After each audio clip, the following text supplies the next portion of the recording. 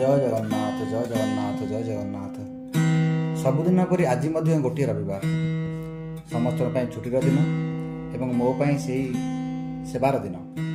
ମୋ ବଡ଼ ଭାଇଙ୍କର ପ୍ରେରଣାରେ ଆରମ୍ଭ କରିଥିବା ସେହି ମନୋଭାବକୁ ଆପଣମାନେ ହୃଦୟରୁ ଆଶୀର୍ବାଦ କରିବା ସହ ଆପଣଙ୍କ ଅଞ୍ଚଳରେ ଥିବା ପଶୁପକ୍ଷୀମାନଙ୍କୁ ହୃଦୟରୁ ଖାଦ୍ୟ ପ୍ରଦାନ କରନ୍ତୁ। ଜୟ ଜଗନ୍ନାଥ ଜୟ ଜଗନ୍ନାଥ ଜୟ ଜଗନ୍ନାଥ।